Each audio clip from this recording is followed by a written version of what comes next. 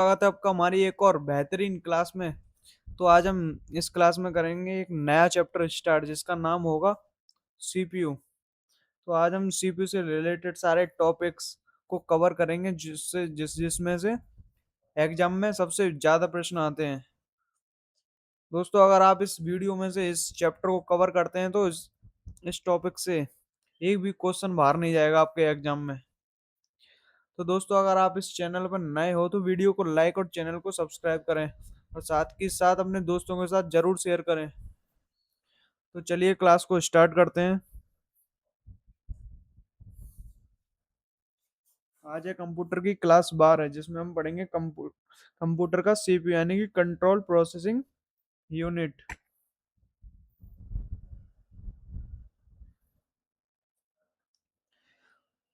सबसे पहले हम पढ़ेंगे सीपीयू को।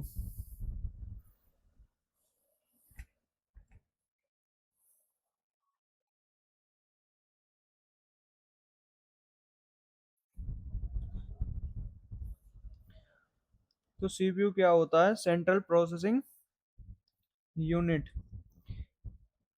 ये कंप्यूटर का मुख्य भाग होता है। ये कंप्यूटर का मुख्य भाग होता है क्योंकि ये कंप्यूटर से अन्य सभी उपकरणों को जोड़ता है व सभी उपकरणों को नियंत्रित करता है। कंप्यूटर जो भी काम करता है वह सीपीयू में ही होता है। इसे कंप्यूटर का दिमाग, मस्तिष्क, दिल भी कहते हैं। सीपीयू को processor, micro processor, central processing unit या कंट्रोल यूनिट या एग्जीक्यूट यूनिट अन्य नामों से जाना जाता है। माइक्रो कंप्यूटर के सीपीयू को माइक्रो प्रोसेसर भी कहा जाता है। कंप्यूटर का मुख्य कार्य इनपुट को ग्रहण कर उसकी प्रोसेसिंग करके आउटपुट प्रदान करना होता है एवं डेटा को ग्रहण कर उसकी प्रोसेसिंग करके इंफॉर्मेशन प्रदान करना होता है। तो सीपीयू हमारा एक कंप्यूटर का भाग होता है जिससे जो भी हम कंप्यूटर पर काम करते हैं वो सीपीयू में ही होता है। जैसे एक मनुष्य को उसका दिमाग कंट्रोल करता है, ऐसे ही कंप्यूटर को सीपीयू कंट्रोल करता है। सारा काम सीपीयू में होता है। डेटा को स्टोर करना, उसमें प्रोसेस करना, सब सीपीयू में ही होता है। तो नेक्स्ट आता है हमारा पहला प्रोसेसर था हमारा इंटेल 4004 और पहला भारतीय प्रोसेसर था शक्ति। सीपीयू द्वारा मेमोरी में किसी स्थान तक पहुंचने में लगने वाला समय मेमोरी एक्सेस टाइम होता है। सीपीयू की गति मेगा हर्ट्ज में मापी जा सकती है। तो सीपीयू की गति को हम मेगा हर्ट्ज में मापते हैं। रजिस्टरों में संग्रहित डेटा पर निष्पादित ऑपरेशन माइक्रो ऑपरेशन कहलाते हैं।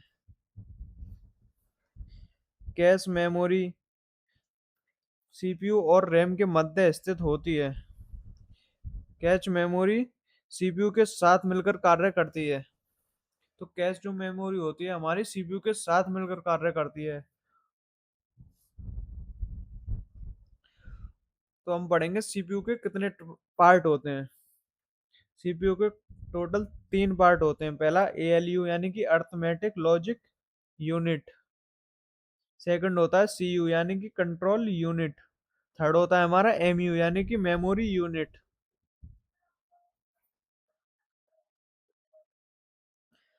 तो सबसे पहले हम पढ़ेंगे एएलयू यानी कि अर्थमेटिक लॉजिक यूनिट को।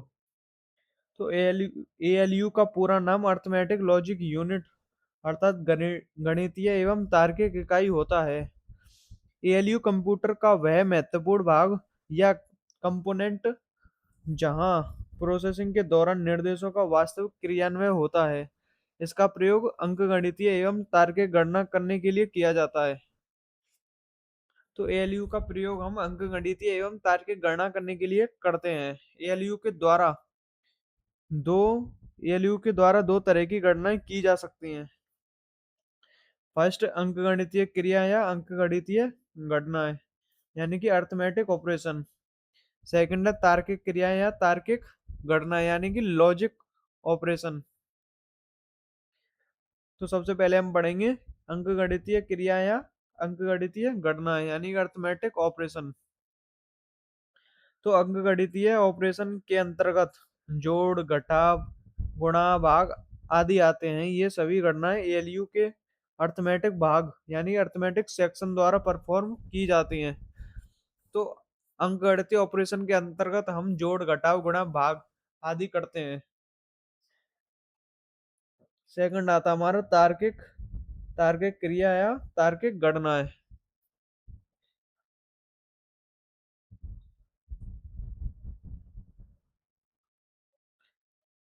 तो तार्किक क्रियाओं के अंतर्गत लॉजिकल ऑपरेशन एंड और नॉट परफॉर्म किए जाते हैं। लॉजिकल ऑपरेशन के अंतर्गत तुलनात्मक गणनाएं यानी कि कंडीशनल ऑपरेशन की जाती हैं। ये सभी गणनाएं एएलयू के लॉजिक भाग यानी लॉजिक सेक्शन द्वारा परफॉर्म की जाती हैं। तो हम लॉजिक यानी कि लॉजिकल ऑपरेशन में हम करते हैं जैसे कि एंड और not. Logical operations number, letters and special characters की तुलना करते हैं। लॉजिकल ऑपरेशंस के अंतर्गत निम्नलिखित ऑपरेशंस परफॉर्म होते हैं जैसे कि equal to, less than, greater than, less than और इक्वल टू। नेक्स्ट आता है हमारा सीयू यानी कि कंट्रोल यूनिट। तो सीयू का पूरा नाम कंट्रोल यूनिट होता है। यह सीपीयू का एक महत्वपूर्ण हिस्सा है जो कंप्यूटर में होने वाली सभी प्रक्रियाओं को नियंत्रित करता है यानी कि कंट्रोल करता है। इसीलिए इसका नाम कंट्रोल यूनिट रखा गया था। दूसरे शब्दों में कहें तो कंट्रोल यूनिट सीपीयू का एक हिस्सा है जो कंप्यूटर से जुड़ी हुई सभी डिवाइसों और उनके कार्यों को नियंत्रित करता है। कंट्रोल यूनिट का मुख्य कार्य कंप्यूटर के सभी पार्ट्स को नियंत्रित करना होता है। इसके अलावा यह कंप्यूटर में हो रही प्रक्रियाओं को एग्जीक्यूट और कंट्रोल करने में मदद करता है। कंट्रोल यूनिट मुख्य मेमोरी और इनपुट या आउटपुट डिवाइस के साथ कम्युनिकेशन करता है और इसके अलावा यह इनपुट और आउटपुट डिवाइस में डेटा को ट्रांसफर करता है। तो नेक्स्ट आता है हमारा कंट्रोल यूनिट के कार्य।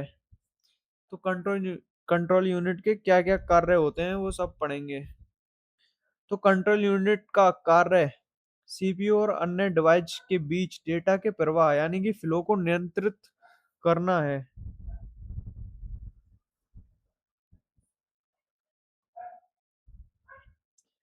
यह कंप्यूटर के सभी ऑपरेशंस को कंट्रोल करता है।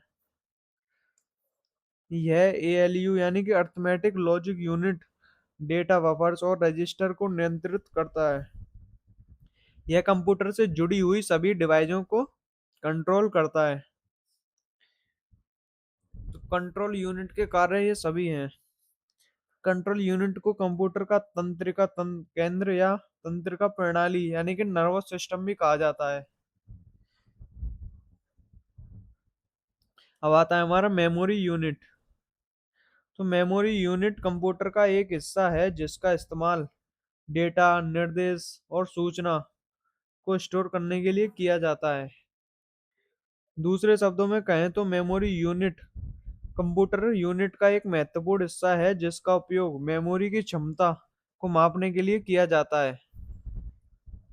मेमोरी यूनिट में उस डेटा, सूचना और निर्देश को स्टोर किया जाता है जिनका इस्तेमाल सीपीयू अपने कार्यों को प्रोसेस करते समय करता है। और मेमोरी यूनिट को प्रिंसिपल मेमोरी, प्राइमरी मेमोरी और इंटरनल मेमोरी के नाम से भी जाना जाता है। मेमोरी यूनिट का मुख्य कार्य कंप्यूटर के डेटा को कलेक्ट करके उन्हें मापना होता है।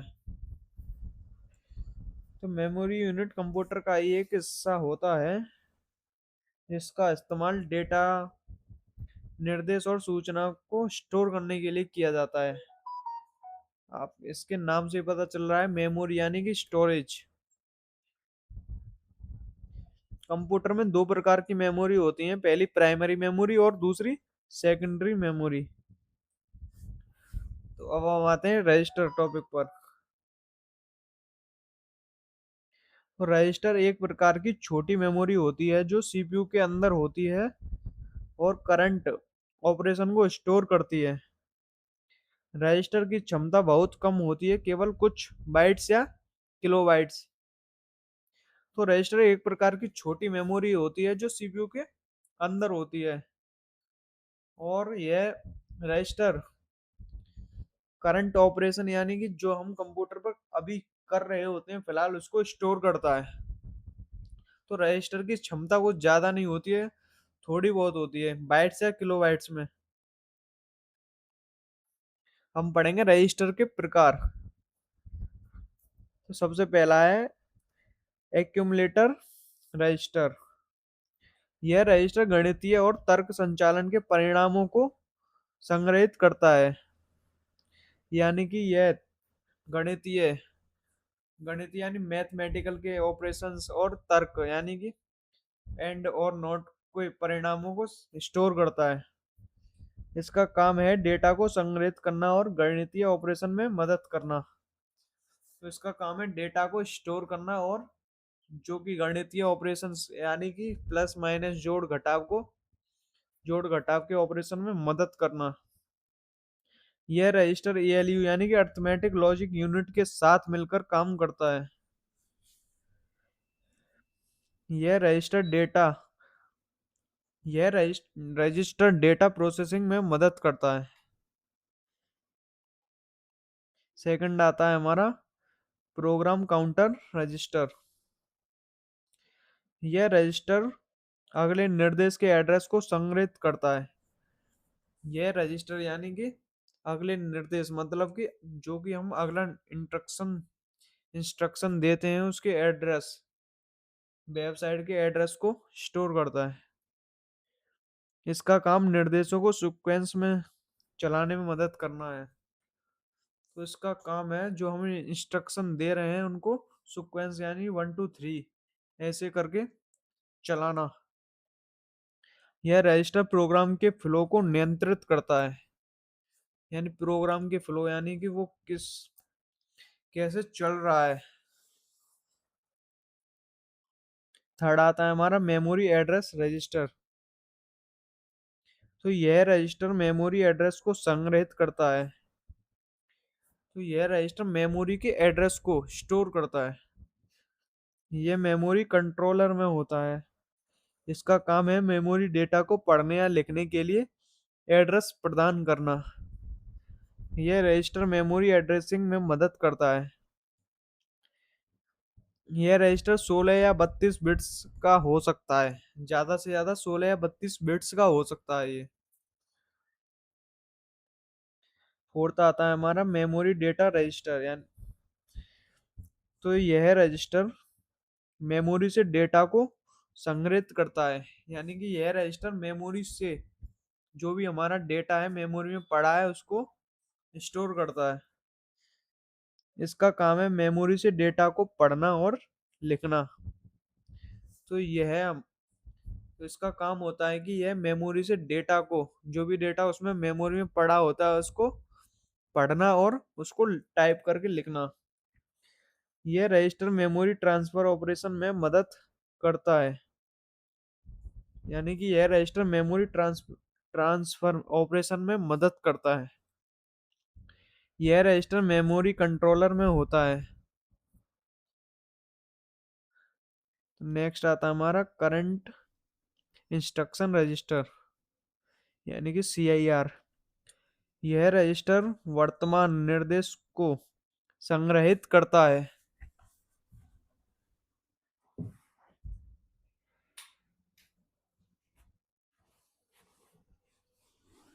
तो यह रजिस्टर यानी वर्तमान निर्देश को यानी कि जो जो भी हम प्रेजेंट टाइम में कंप्यूटर को जो भी निर्देश दे रहे हो यानी इंस्ट्रक्शन दे रहे होते हैं उसको स्टोर करता है। इसका काम है वर्तमान निर्देश को प्रोसेस करना।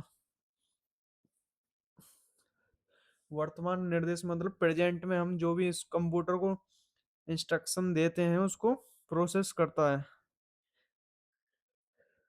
यह निर्देश को डिकोड करता है और उसके अनुसार ऑपरेशन करता है। नेक्स्ट आता हमारा इंस्ट्रक्शन बफर रजिस्टर। यह एक रजिस्टर है जो कंप्यूटर में होता है। इसका काम है निर्देशों को अस्थायी रूप से संग्रहित करना। तो इसका काम है हम जो निर्देश देते हैं यानी कि इंस्ट्रक्शन देते हैं उसको टेम्पररी स्टोर करना। यह निर्देशों को एक बफर में संग्रहित करता है और उन्हें सीपीयू को भेजता है। यह निर्देशों यानी इंस्ट्रक्शन को एक बफर में स्टोर करता है और सीपीयू को भेज देता है। इसकी क्षमता अधिक होती है और यह एक समय में कई निर्देशों को संग्रहित करता है। तो इसकी क्षमता भी अधिक होती है और ये एक समय में कई इंस्ट्रक्शंस को स्टोर कर सकता है। नेक्स्ट आता है हमारा सेवंथ पे general purpose register. General purpose register में कुछ पार्ट्स होते हैं जिसका नाम है डेटा स्टोरेज। अस्थायी रूप से डेटा को संग्रहित करता है यानी कि टेम्पररी डेटा को स्टोर करता है। सेकंड आता है इसमें डेटा मैनिपुलेशन यानी कि गणितीय तर्क और शिफ्ट ऑपरेशन में उपयोग होता है। थर्ड आता है एड्रेसिंग यानी मेमोरी एड्रेसिंग में मदद करता है। फोर्थ होता है लोड या स्टोर ऑपरेशन। मेमोरी से डेटा लोड और स्टोर करने में मदद करता है। मेमोरी से डेटा लोड यानी कि डेटा को ओपन करना। 8 नंबर पे आता है हमारा इंडेक्स रजिस्टर। मेमोरी एड्रेसिंग में मदद करता है। बेस एड्रेसिंग और ऑफसेट को जोड़कर मेमोरी एड्रेस को जनरेट करता है। एरे और स्ट्रक्चर के एलिमेंट्स को एक्सेस करने में मदद करता है। लूप और इटरेशन में उपयोग होता है। सामान्य रूप से 16 या 32 बिट्स का हो सकता है ज़्यादा से ज़्यादा। तो इसका साइज थोड़ा कम ही होता है। 9वें नंबर पर आता है हमारा इंडेक्स रजिस्टर यानी कि स्टैक पॉइंट रजिस्टर।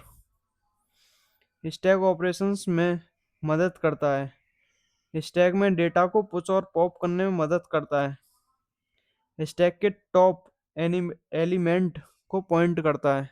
स्टैक के टॉप एलिमेंट को पॉइंट करता है यानी कि उसको चिन्हित करता है। फंक्शन कॉल और रिटर्न एड्रेस को स्टोर करने में मदद करता है। सामान्य रूप से ये भी 16 या 32 बिट्स का हो सकता है। तो 10th पे आता है हमारा 10वें नंबर पर बेस रजिस्टर। मेमोरी एड्रेसिंग में मदद करता है। बेस एड्रेस को स्टोर करता है जो मेमोरी में डेटा को एक्सेस करने के लिए उपयोग होता है। यानी बेस एड्रेस को स्टोर करता है और जो मेमोरी में डेटा को एक्सेस करने के लिए उपयोग करते हैं हम। एरे और स्ट्रक्चर के एलिमेंट्स को एक्सेस करने में मदद करता है। सामान्य रूप से ये भी 16 या 32 बिट्स का होता है। 11वें नंबर पर आता है हमारा लिंक रजिस्टर। तो फंक्शन कॉल और रिटर्न एड्रेस को स्टोर करता है। फंक्शन कॉल के बाद रिटर्न एड्रेस को स्टोर करता है। स्टैक में डेटा को पुश और पॉप करने में मदद करता है। फंक्शन के बीच डेटा को पास करने में मदद करता है। सामान्य रूप से ये भी 16 या 32 बिट्स का होता है। तो 12वें नंबर पर आता है हमारा फ्लैग रजिस्टर। तो अलजेब्रिक और लॉजिकल ऑपरेशंस के परिणाम को दर्शाता है। तो फ्लैग रजिस्टर अलजेब्रिक और लॉजिकल ऑपरेशंस के परिणाम को दर्शाता है। ऑपरेशंस के दौरान होने वाली स्थितियों को इंगित करता है। फ्लैग बिट्स को सेट या रीसेट करता है। सामान्य रूप से ये 8 या 16 बिट्स का होता है। और लास्ट हमारा आता है 13 स्टेटस रजिस्टर। सीपीयू की वर्तमान स्थिति को दर्शाता है। सीपीयू के मोड प्राइविलेज लेवल और अन्य स्थितियों को इंगित करता है। स्टेटस बिट्स को सेट या रीसेट करता है। सामान्य रूप से ये भी 16 या 32 बिट्स का होता है। तो दोस्तों ये क्लास हमारी यहीं समाप्त होती है। तो कल हम पढ़ेंगे इसके बाकी का पार्ट जो भी रह गया है। कल हम उसको खत्म कर लेंगे और उसके क्वेश्चंस प्रैक्टिस करेंगे। और इस क्लास से आपका एक भी क्वेश्चन एग्जाम में बाहर नहीं जाने वाला है। तो दोस्तों अगर आप इस चैनल पर नए हो तो वीडियो को लाइक और चैनल को सब्सक्राइब करें और साथ ही साथ अपने दोस्तों को जरूर शेयर करें। तो दोस्तों मिलते हैं नेक्स्ट नेक्स्ट क्लास में। तब तक के लिए ध्यान रखना अपना।